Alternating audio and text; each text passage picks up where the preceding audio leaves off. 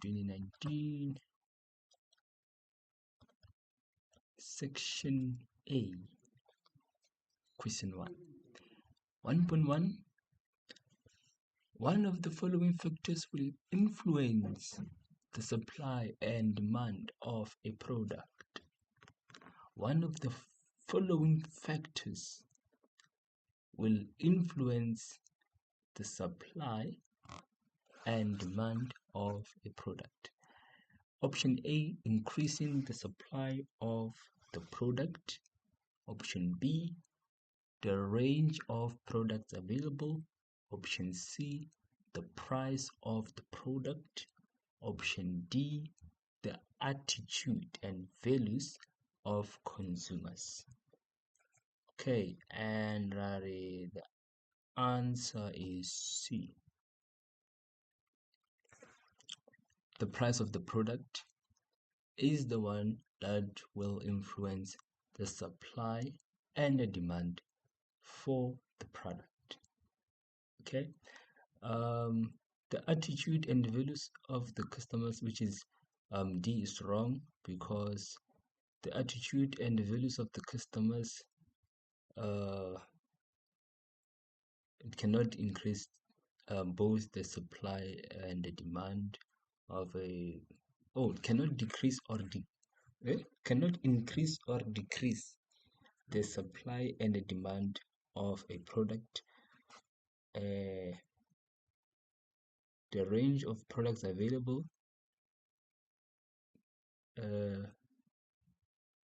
cannot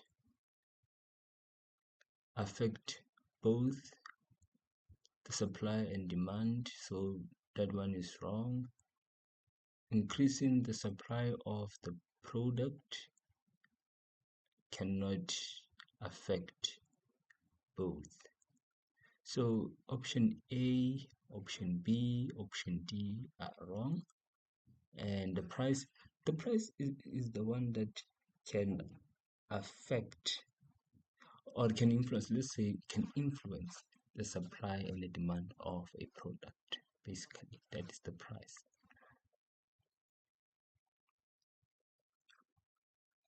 One point two, the process whereby products are moved from the farm to the consumer. So this is a process, and it is the process whereby the products are moved from the farm to the consumer. So here they are talking about the function of agricultural marketing, where products are moved from the farm to either the processing area or the storage place, or to the market, or to the customer. Or to the consumer, not the customer, sorry. To the consumer, where the products are moved from the farm to either the processing area, or it can be moved to the storage place, or to the market, or to the consumers. So this is transportation. D, transportation. Grading is wrong, processing is wrong, standardization is wrong.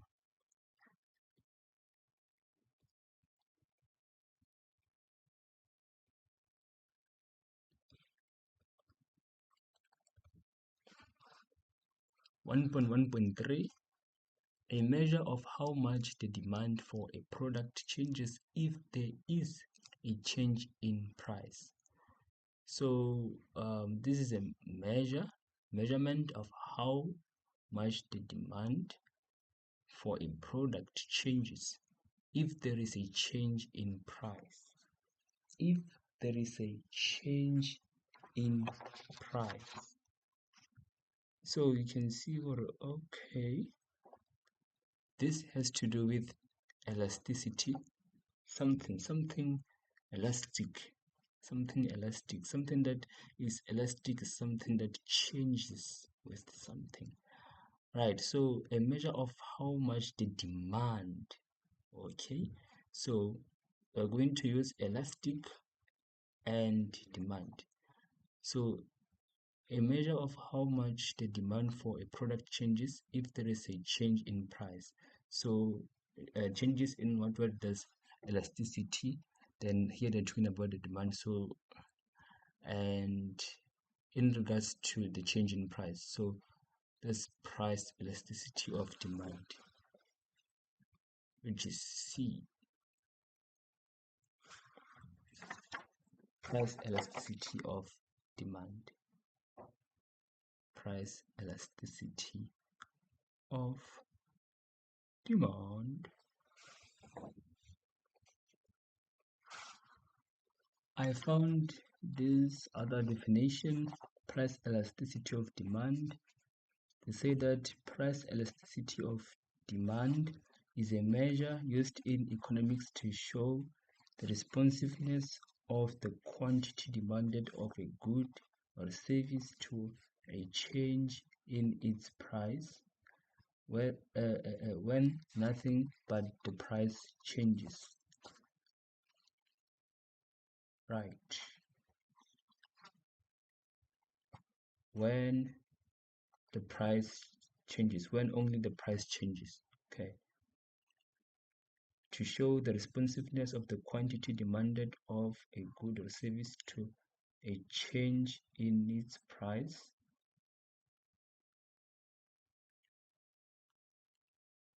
when nothing but the price changes, which means when only the price changes. That is the price elasticity of demand.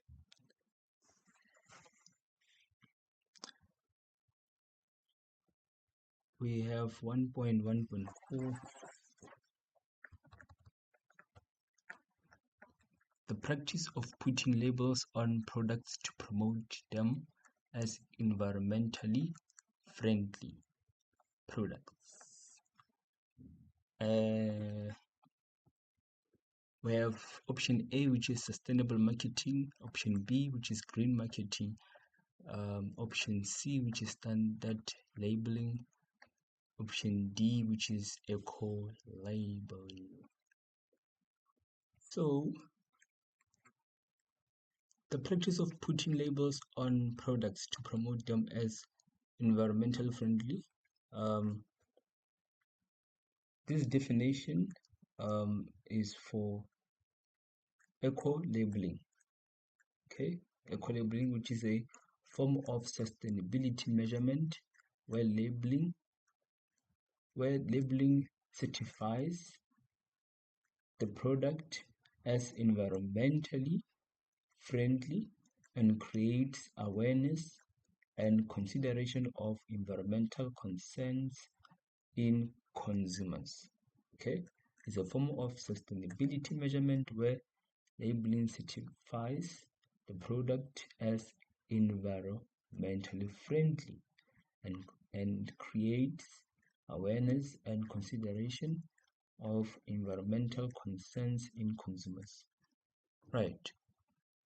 Standard labeling, I don't know about standard labeling. Green marketing. Green marketing is a form of sustainable agricultural marketing that takes environmental concerns into consideration in production, processing, and packaging and promotes products to an environment-friendly market. So that's not green marketing. Sustainable marketing is the one that makes sure there is sustainability when we market our products. So sustainable marketing that's wrong, green marketing that's wrong, standard labeling that's wrong.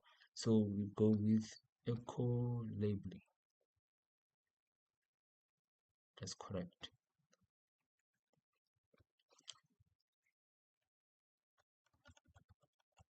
Right. 1.1.5, one of the following is not an example of labor legislation, which means over here um, we are given examples of labor legislation. We have we have option A, which is Occupational Health and Safety Act. We have option B, which is Cosmetics and Disinfects Act. We have option C, which is Basic Conditions of Employment Act. We have option D, which is Labor Relations Act. Right. So we want the one that is not an example of labor legislation.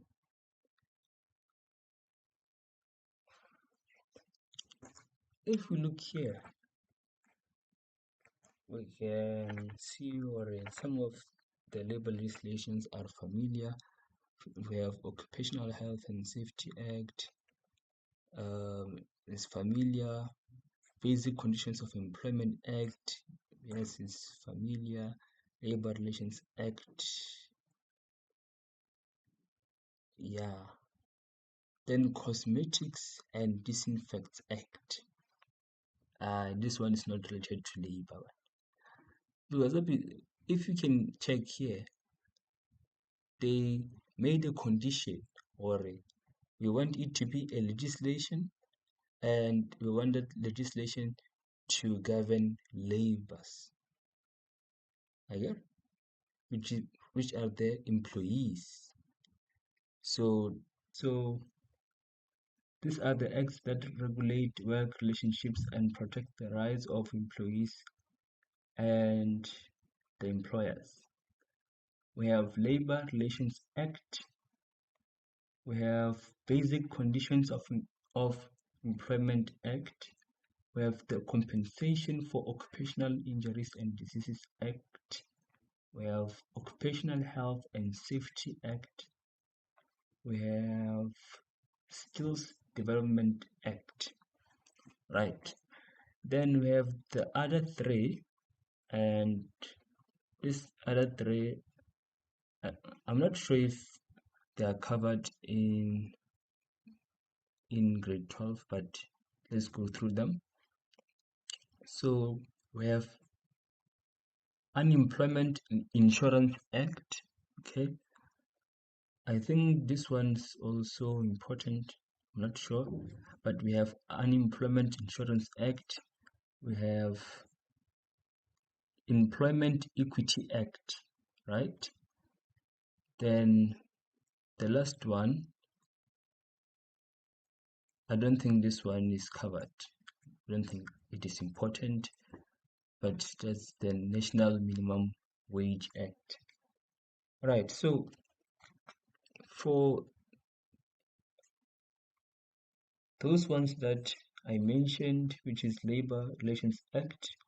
So Labor Relations Act provides a framework within which employees and their unions can collectively bargain with their employers regarding wages, terms and conditions, and other matters of mutual interest.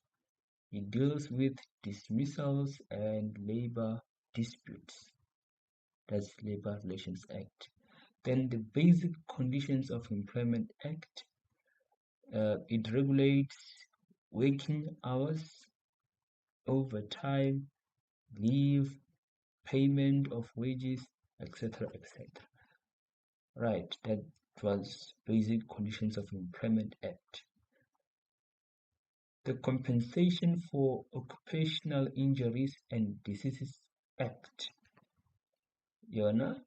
It provides compensation payments for injuries sustained or diseases contracted by employees in the course of their employment, meaning in the workplace. So that is the Compensation for Occupational Injuries and Diseases Act. Then we have the Occupational Health and Safety Act. So this one deals with health and safety in the workplace, right? That is the Occupational Health and Safety Act.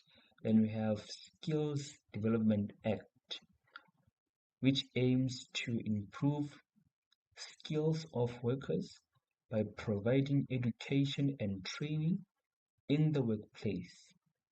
So that is skills development, right? Right. So out of all of these labor legislations that um, I, I came across, I don't think Cosmetics and Disinfects Act is related to labor legislation. So the one that is not an example of labor legislation is this one. Okay. Oh, really, we have an explanation. Yeah, at least they want the option that is incorrect. I am familiar with the Labor Relations Act, the Basic Conditions of Employment Act, the Occupational Health and Safety Act, but this one for Cosmetics and Disinfect Act is not related to labor laws. Okay, maybe it governs the products or something. I don't know. Maybe cosmetics, see what are they there, but it's not related to labor. So when it comes to labor legislations, I'm getting down. Right. We don't talk about it when it comes to labor legislations. 1.1.6, an example of production capital in a dairy enterprise. Dairy enterprise is the farming business that deals with milk products. Maybe they produce milk, they produce cheese, yogurt with the milk. They process the milk and yeah, they try to do products with that milk. So there is the dairy enterprise and an example of production capital in a dairy enterprise. So we have option A, which is silage, option B, which is breeding cows, option C, electric fence, option D, milking machines. And the correct answer is A. Correct. So they want an example of production capital in a dairy enterprise. Production capital. Okay. And silage is the only production capital that I can see here. The rest, they are not production capital. So you may ask yourself, well, what is the production capital of that? It can be referred to as the working capital or the floating capital. Basically, this production capital is the capital that is invested in short-term assets that are available to run daily operations in the farming business. So an example of this floating capital or production capital is the seeds, the feed, the fuel, okay, the fertilizers. These are an example of a production capital because they are needed to run the daily operations on the farm. For example, on the farm, on a daily basis, we plant some crops. Okay, we use the seeds. Okay, we irrigate. Then we use the fertilizers. Organic fertilizers, not just fertilizers. Organic fertilizers, and we use the fuel to fuel our tractors because the tractors without the fuel they cannot move. So to be able um, plot the land, they need fuel so that they can be productive. Our tractors need fuel. That's why we included the fuel. as part of the floating capital, as an example of a floating capital or production capital. Okay, so remember I mentioned seed, feed, fuel. So silage is an example of a feed. Okay, it's a type of a feed, so that's why I chose silage. So the rest of the answers, breeding cows is wrong, electric fence is wrong, milking machines, Leonite is wrong. Okay, so breeding cows is an example of a movable capital. Okay, and is yeah, the rest are also wrong. Milking machines, one is wrong. Electric fence, one is wrong. So here we were talking about the production capital, and the answer was silage. So 1.1.7, the net worth of a business is defined as the, so we have option A, which is the total asset of the business minus the liabilities. Option B, owner's equity. Option C, expenditure of the business minus the income. Option D, the total asset of the business plus liabilities.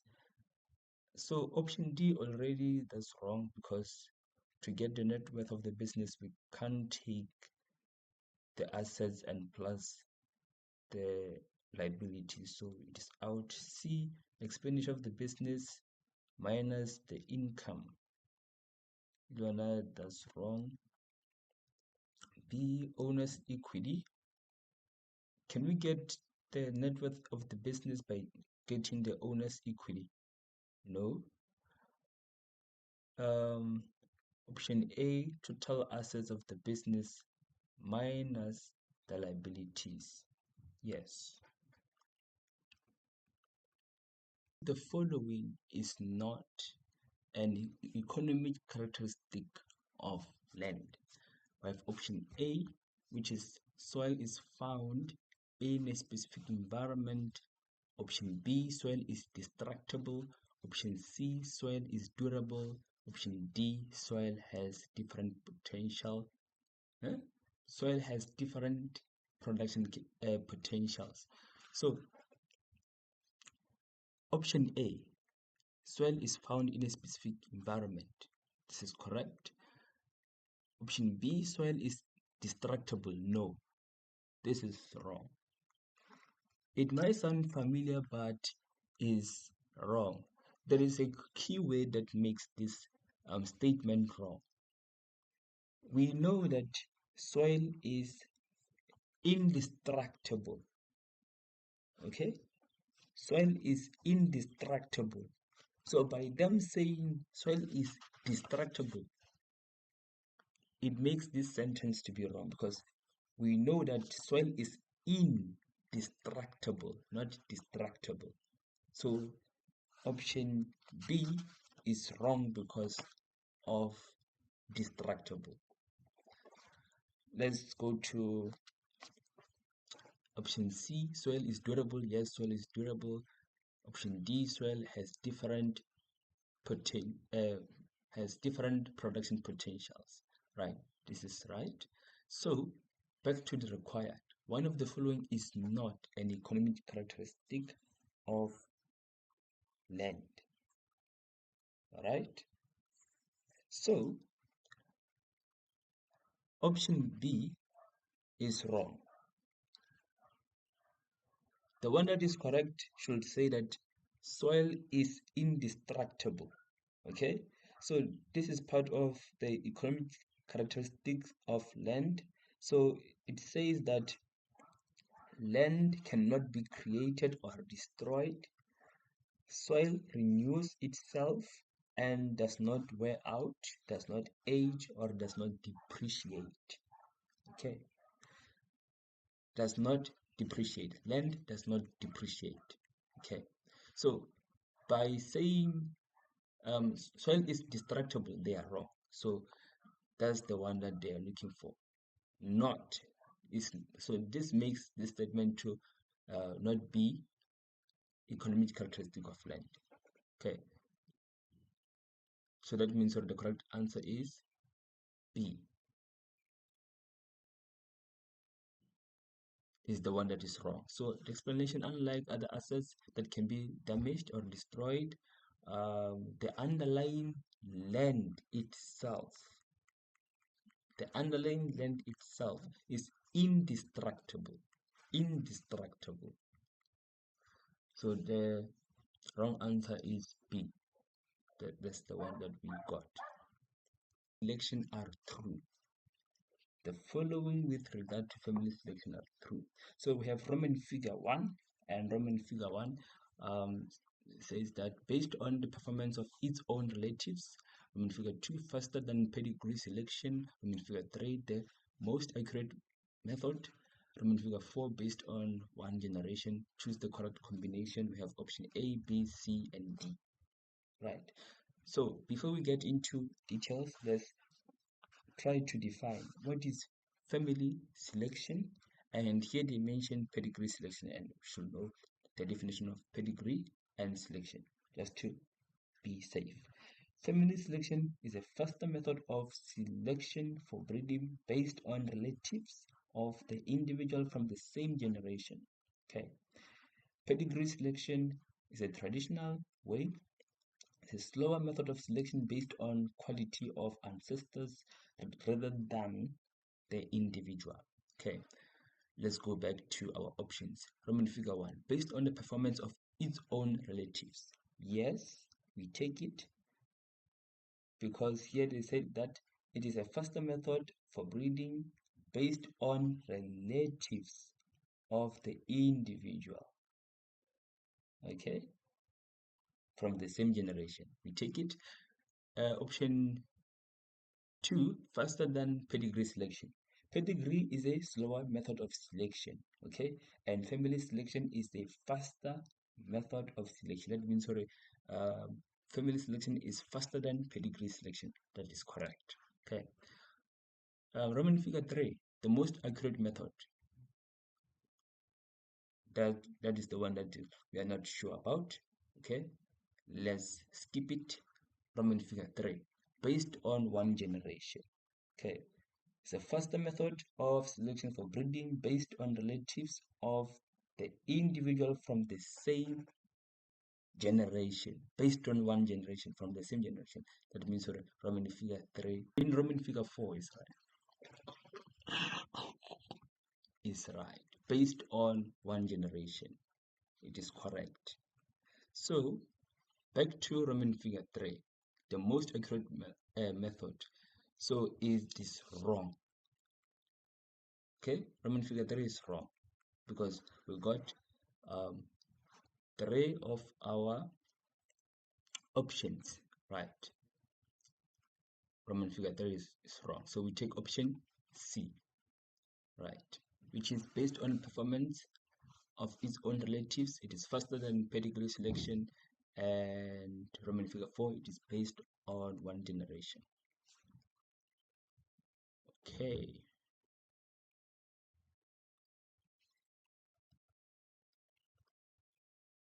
1.1.10. The pictures below are an example of. So we can see this picture of 3 chickens. Chicken number 1 is white, chicken number 2 is black, chicken number 3 is speckled. This is the phenotype. The phenotype is the physical appearance of the animal. Okay, here is the physical appearance of the chicken, is what we can see with our eyes. Okay, and the phenotype is the genetic composition, okay, of the chicken, of this animal, of this chicken, okay, is what makes this color to be white. Is what makes this color to be black. Is what makes this color to be speckled, right? So here the genotype for white is homozygous dominant WW, and the genotype for black, that's homozygous dominant BB, and for the speckled color, that's homozygous. For the speckled color, that's heterozygous. Heterozygous dominant BW. For the speckled color, that's heterozygous dominant BW. Okay, and this dominancy in the speckled means both alleles are both represented. Hence, we can see this speckled chicken in a black color on its feathers with white spots or white strips. That's speckled. On a cow or on a cattle, we can say that's a roan color. Roan color. Yeah. So option A, we have partial dominance. Option B, we have codominance. Option C, we have complete dominance. Option D, we have incomplete dominance.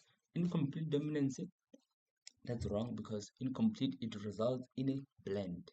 That's intermediate color. That's when we have white and black, it will give us a blend of the color, a mixture of the color, which means for white and black it will give us gray. For red and white it will give us pink, and for what we are seeing here, that's not the result. Here we have black with white stripes or white spots, so that means it cannot be incomplete dominance. C, complete dominance, it cannot be complete dominance. A, partial, no, it cannot be partial dominance. B, codominance.